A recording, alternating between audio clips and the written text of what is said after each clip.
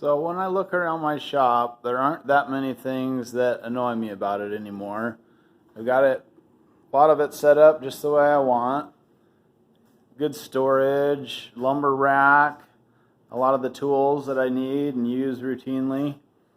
But there are a handful of things still in my shop that absolutely drive me mad, and I want to go over a couple of them. Oh, Shop Dog Trooper.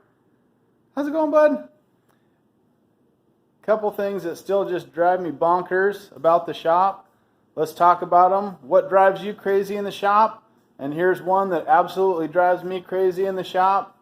It's my drill press fence. Let's set up and we'll talk about it. Yeah, Trooper, you're a good boy, aren't you? You're always a good shop dog. Hey guys, I'm Willie Sandry. Today we're looking at a problem that has particularly vexed me for the past 11 years. I actually looked it up on my Lumberjocks page, and I built this custom drill press table 11 years ago. It's got a couple of little shortcomings that I'd like to fix today. Namely, the handle can actually run into the custom fence on a number of positions. Second, the chuck can actually interfere with the fence if you happen to be drilling very close to the fence. So maybe I should have started with the positives. It's got built-in dust collection, T-track for hold downs, and it's got an adjustable stop. So there are some good things about it. It's a system I definitely want to keep, but I'm surprised and embarrassed that it took me 11 years to fix the simple problems. So we'll get in a little closer and take a look at it. This drill press table is a pretty neat system.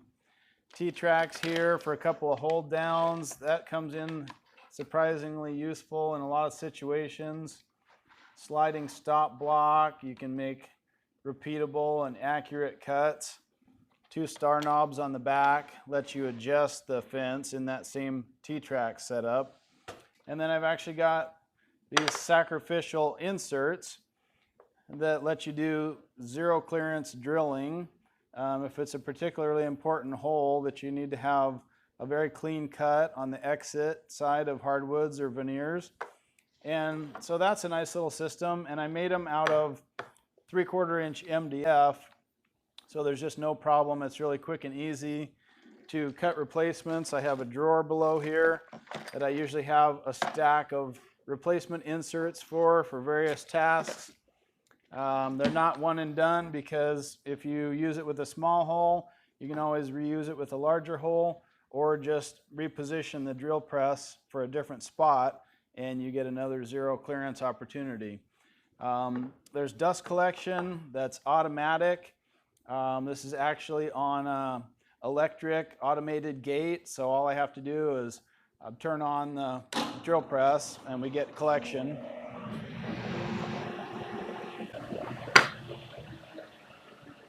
Pretty strong collection with that. So, I mean, to have dust collection on a drill press table is a pretty silly thing, but it does help to keep the shop tidy. It's not a big health and safety hazard on the drill press because you're not creating fine dust, you're just creating a bunch of messy shavings. So, you know, this part you could do with or without, but for my design, I like to have the built-in dust collection. But here's where the whole hang-up is. The handle can just, you know, unless you're doing a wide piece, the handle will hit that fence. And so my solution for it has kind of been a simple one, but it's not something I want to continue to do.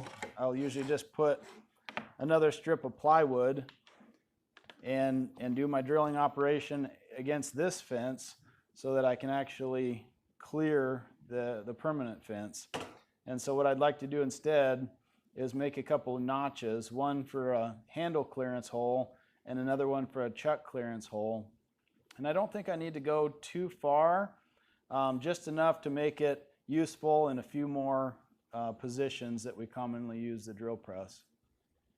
So on the back side of the drill press table, we have a 4-inch line coming in, and there's actually a 4-inch blast gate that helps to modulate the airflow coming out of the table.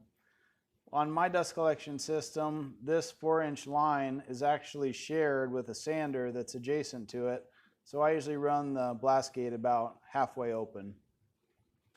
So let's just mark on the here the area we need to make some relief cut, and we'll go over to the bandsaw and trim those out and sand them smooth. Okay, so we'll get in here and tension up the blade. We'll just use a 1/4 inch blade. Maybe drop that guide down just a little bit, and I think we're ready to make a cut.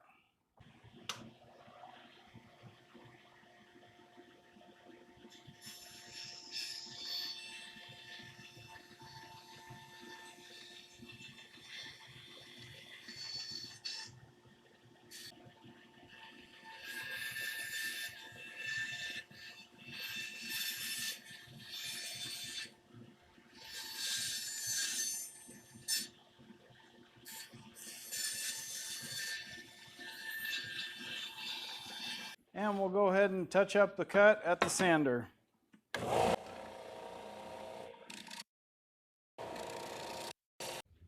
So the last thing I wanted to add were these little support blocks to account for any weakness I may have caused by such a large opening in the fence.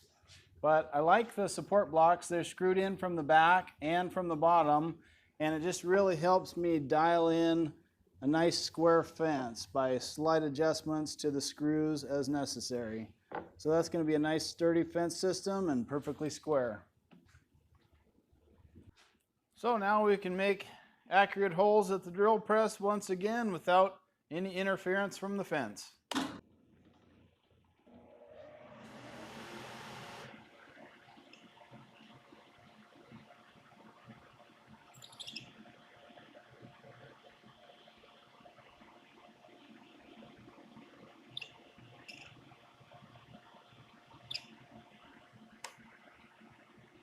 So I hope you guys can get out there in your shop and fix those few things that are driving you crazy.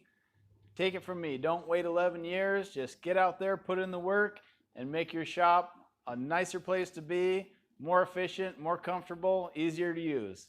Thanks for watching.